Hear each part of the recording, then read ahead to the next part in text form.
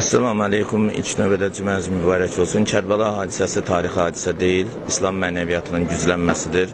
Çox təəssüf ki, İmam Hüseynin Kərbələdəki şəhid olmasını bəzi müsəlmanlar və çox təəssüf ki, bizim namaz qardaşlarımız, mömin qardaşlarımız tarixi hadisə kimi və yaxud da ki, siyasi hakimiyyətin bölüşdürülməsi kimi qiymətləndirirlər. Burada hər hansı bir siyasi hakimiyyətin bölüşdürülməsindən və tarixi hadisədən söhbət edə bilməz.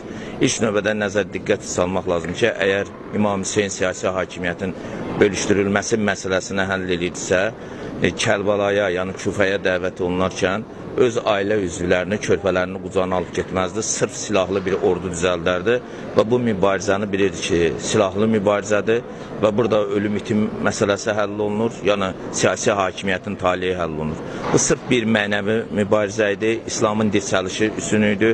İslam böyük zərbə alırdı, Maviyən oğlu Yezidin, Ömər bin Səddin, Şimrin dövründə və kifayət qədər İslamda ciddi zədələr əmələ gəlmişdi və İslamdan mərkəzdən qaçma yayılmışdı və bunun qarşısının alınması üçün məhz İmam Hüseyin bilirdi ki, belə bir deyək ki, dinsiz, imansız, kitabsız, qibləsiz bir cinayətkar şəbəkə ilə mübarizə aparıb, mən onlara cinayətkar sindiqatlar deyirəm, siyasi terminologiyanla desək və ona görə də bu mübarizəni heç vaxt tarixi mübarizə və yaxud siyasi hakimiyyətin bölüşdürülməsi kimi qələmə vermək əlbəttə absurddur və ədaləsidir. Bu sırf mənəvi mübarizədir və İslamın ucalmasına xidmət edir.